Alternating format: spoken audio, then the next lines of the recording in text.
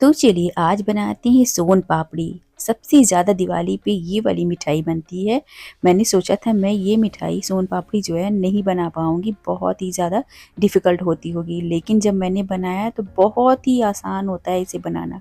बस थोड़ी-सी मेहनत लगती है लेकिन बहुत ही आसानी से बन जाती है और खाने में भी बहुत ही ज़्यादा टेस्टी लगती है। तो चलिए फटाफट देखते हैं इसे कैसे बनाते हैं, तो आ जाइए।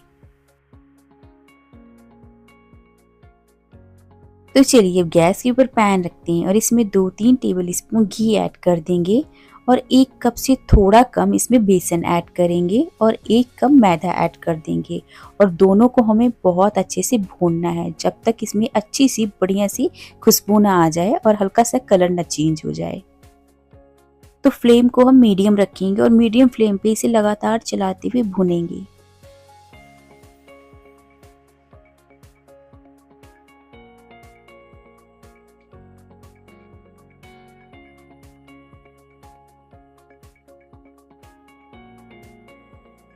तो देख सकते हैं बेसन और मैदे का कलर थोड़ा सा चेंज हो गया। फ्लेम को लो करेंगे और इसमें 4 से 5 कुटी हुई हरी इलायची ऐड करेंगे। तो इलायची को जब भी इसमें ऐड करना हो सोन पापड़ी में ना, तो इस तरह से कूट करके ऐड कीजिए, बहुत ही बढ़िया टेस्ट आता है। आप मार्केट से जब भी सोन पापड़ी लेकर आते होंगे ना, तो उसे नोटिस करिएगा उसमें कुटी हुई हरी इलायची ही ऐड करते हैं, इससे बहुत बढ़िया टेस्ट आता है। तो बेसन और मैदा दोनों बहुत अच्छे से भुन गया है, बहुत बढ़िया सी खुशबू आ रही है और देख सकते हैं हल्का सा कलर भी चेंज हो गया है। और फ्लेम को ऑफ करके इसे फटाफट दूसरे बर्तन में निकाल लेंगे। तो फिर से इसी पैन को हम क्लीन करके फ्लेम के ऊपर रखते हैं और इसमें 1.5 कप चीनी ऐड करेंगे और आधा कप इसमें पानी ऐड कर देंगे। तो सोन पापड़ी के लिए चाशनी थोड़ी थिक बनानी होती है, इसलिए मैंने 1.5 कप चीनी में आधा कप पानी ऐड किया है। अगर आप 1 कप चीनी लेते हैं तो उसमें 1/4 कप पानी ऐड करेंगे।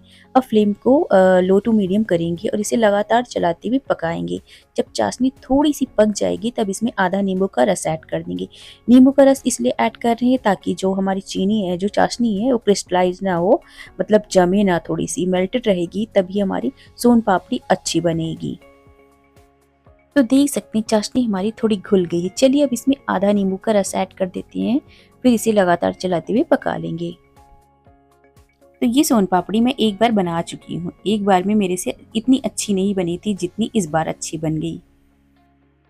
तो सोन पापड़ी के लिए चाशनी जब भी बनाए ना, तो ये ध्यान है कि ये जले ना। अगर जल गई ना तो सोन पापड़ी का टेस्ट बहुत ही ज़्यादा खराब हो जाएगा। इसलिए इसे लो टू मीडियम फ्लेम पे पकाएं और इसे लगातार चलाते हुए पकाएं। अगर नहीं चला सकते हैं तो बीच में ज़रूर चेक कर लें कि चाशनी हमारी कहीं स्टिकी तो नहीं हो रही है, जल तो नहीं रही है। तो सोन पापड़ी बनाना बिल्कुल आसान है। सिर्फ हमारे पास एक नॉन स्टिक पैन होना चाहिए और जब हम इसे बेसन में कोट करें तो हल्के हाथों से कोट करके हल्के हाथों से स्ट्रेच करेंगे। तो देख सकते हैं चाशनी हमारी बहुत अच्छे से पक गई है। अब पता कैसे लगेगा कि चाशनी हमारी सोन पापड़ी के लिए रेडी हुई है या नहीं? तो एक बोल में पानी लेंगे और थोड़ा सा चाशनी हम इसमें डिप करेंगे। अगर देखेंगे चाशनी हमारी क्रिस्टल टाइप की हो रही है तो इसका मतलब चाशनी हमारी बिल्कुल रेडी हो गई है। फ्लेम को ऑफ करके इसे फटाफट हम रेडी करेंगे। तो चाशनी को पानी में डिप करने के बाद इस तरह से क्रिस्टल टाइप की बन जाए तो इसका मतलब चाशनी हमारी बिल्कुल रेडी है। चलिए अब इस चाशनी को हम दूसरे बर्तन में ट्रांसफ़र कर लेते हैं। तो मैं इसे नॉनस्टिक तवे के ऊपर ट्रांसफ़र करूँगी। अगर स्टील के बर्तन में चाशनी को ऐड कर दिया फिर तो आप किसी कीमत पे निकाल नहीं सकते हो। सोन पापड़ी हमारी बिल्कुल अच्छी बन ही नहीं सकती। तो इसलिए इसे नॉनस्टिक पैन में ही या नॉनस्टिक बर्तन में ही ट्रांसफ़र करें। ईज़िली आराम से चाशनी हमारी बिल्कुल रेडी हो जाती है। तो यहाँ पर मैंने नॉनस्टिक तवा ले लिया है। चलिए अब इसके ऊपर चाशनी को ऐड कर देते हैं और इसे स्पैचुला से लगातार चलाते हुए ठंडी करेंगे। जब ये थोड़ी सी स्टिकी हो जाएगी, हाथों से टच करने लायक हो जाएगी, तब इसे हाथों में लेके अच्छे से स्ट्रेच करेंगे। तो इस तरह से स्पैचुला से हमें लगातार चाशनी को चलाते हुए ठंडी करनी है। तो जब मैं ये सोन पापड़ी बना रही थी, मेरे हस्बैंड पीछे से आकर क्या बोलते हैं कि तुम इतनी मेहनत क्यों करती हो, इतनी एनर्जी क्यों वेस्ट कर रही हो, तुम्हारा वीडियो तो चल नहीं रहा, क्यों फालतू में अपना टाइम वेस्ट कर रही हो और तुम्हारे हाथ में पेन भी रहता है, छोड़ दो इसे। मैंने कहा नहीं, जब मैं इतना काम कर चुकी हूँ, इतना आगे बढ़ चुकी हूँ, तो मैं पीछे कैसे चली जाऊँ, क्यों छोड़ दूँ। मैं बनाऊँगी ज़रूर और मेरी वीडियो डेली ही जाएगी। हाँ, बीच बीच में गैप हो जाता है किसी रीज़न से। तो देख रहे हैं ना, चाशनी हमारी थोड़ी ठंडी हो गई और थोड़ी स्टिकी होने लगी है, इकट्ठा होने लगी है। इसी तरह हम सारी चाशनी को इकट्ठा कर लेंगे, फिर इसे हाथों में लेके अच्छे से स्ट्रेच करेंगे जब तक ये पूरी तरह ट्रांसपेरेंट ना हो जाए, एकदम शाइनिंग सी ना आने लगी इसमें। तो इस चाशनी को हमें थोड़ा गर्म ही खींचना होता है। अगर ये थोड़ी सी हार्ड हो गई ना, स्टिकी हो गई, तो आप इसे बिल्कुल खींच नहीं सकते, इसलिए थोड़ा गर्म ही में ही इसे खींचना होता है, अच्छे से स्ट्रेच करना होता है। तो अब एक चम्मच ले लेते हैं और चाशनी को निकाल कर अपने हाथों में लेते हैं और अच्छे से इसे स्ट्रेच करना शुरू करते हैं। तो सारी चाशनी को इकट्ठा कर लिया है। चलिए अब इसे हाथों में लेते हैं और अच्छे से इसे खींचना शुरू करते हैं। तो इस तरह से हम इसे खींचते जाएंगे और फोल्ड करते जाएंगे। हमें इसे कम से कम 10 से 15 बार इस तरह से करना है। इसी से हमारे सोन पापड़ी के धागे बनते हैं। तो देख सकते हैं सोन पापड़ी के लिए चाशनी हमारी बिल्कुल रेडी होगी, अच्छे से स्ट्रेच हो गई है और ढेर सारे धागे इसमें बन गए हैं।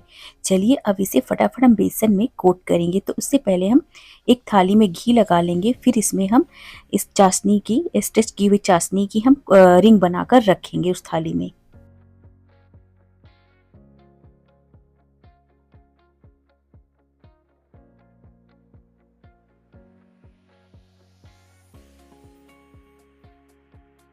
तो इस तरह से प्लेट में हम ये सोन पापड़ी की रिंग बनाएंगे और ऊपर से भुना हुआ बेसन और मैदा डस्ट करेंगे और अच्छे से इसे हम ऐसे खींचते हुए हल्के हाथों से हमें खींचना है, ऐसे स्ट्रेच करते जाना है।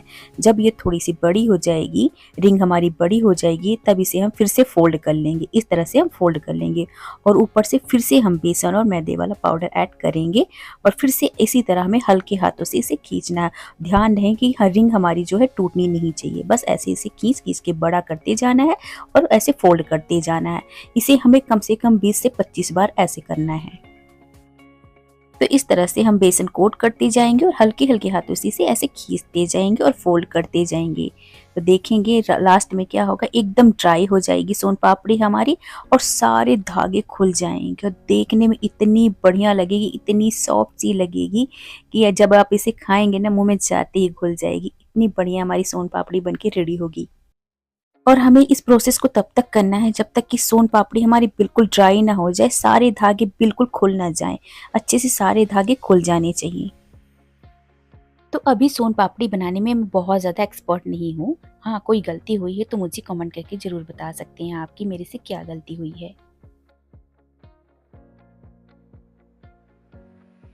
तो देख सकते हैं ना, कितने ढेर सारे धागे बन गए हैं सोन पापड़ी में, हजारों धागे बन गए होंगे और सोन पापड़ी में अच्छी सी खुशबू आ रही है।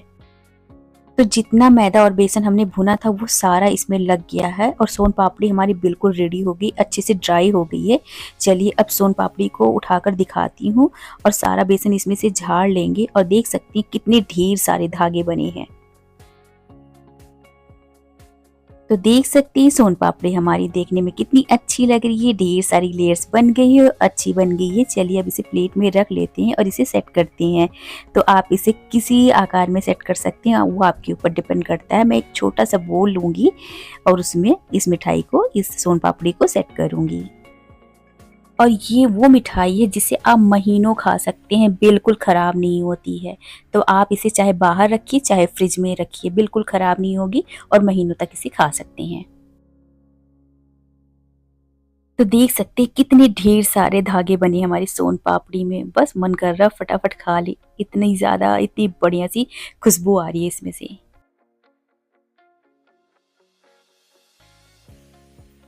तो सोन पापड़ी को सेट करने के लिए मैं एक छोटा सा बोल ले रही हूँ। आप कोई भी कटोरी ले सकते हैं, कोई ट्रे ले सकते हैं, जिस मर्जी में उसमें आप इस मिठाई को, इस सोन पापड़ी को सेट कर सकते हैं। और मैं इसमें कोई ड्राई फ्रूट्स नहीं ऐड करूँगी, सिंपल बना रही हूँ। तो सोन पापड़ी की रिंग में से हमें हल्का सा, थोड़ा सा सोन पापड़ी तोड़ना है और इस बोल में हल्के हाथों से ऐसे सेट कर देना है। तो बहुत ज़्यादा दबाना नहीं है, बस हल्के हाथों से रखिए, हल्का सा प्रेस कीजिए और आराम से सोन पापड़ी को निकाल सकते हैं। तो सोन पापड़ी को सेट करने के बाद इस तरह से हम हाथों पे निकाल लेंगे। इसी तरह हम सारी सोन पापड़ी को सेट कर लेंगे।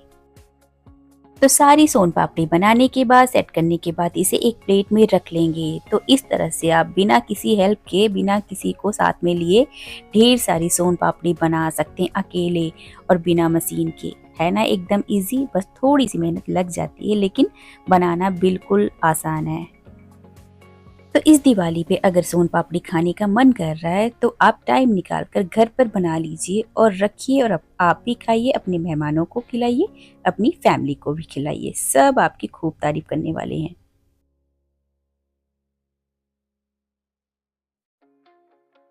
तो सोन पापड़ी जितनी हमारी देखने में बढ़िया लग रही है ना, इससे ज्यादा कहीं ये खाने में अच्छी लगने वाली है। तो एक सोन पापड़ी तोड़कर दिखाती हूँ, देखने में कितनी बढ़िया, कितनी सॉफ्ट सी लग रही है। तो आज मेरी बिल्कुल आसान तरीके से बनने वाली सोन पापड़ी की रेसिपी आपको कैसी लगी? अगर अच्छी लगी हो तो मुझे कमेंट करके जरूर बताना और मेरी वीडियो को लाइक शेयर करना। तब तक के लिए बाय बाय फ्रेंड्स, मिलते हैं फिर एक नई रेसिपी के साथ।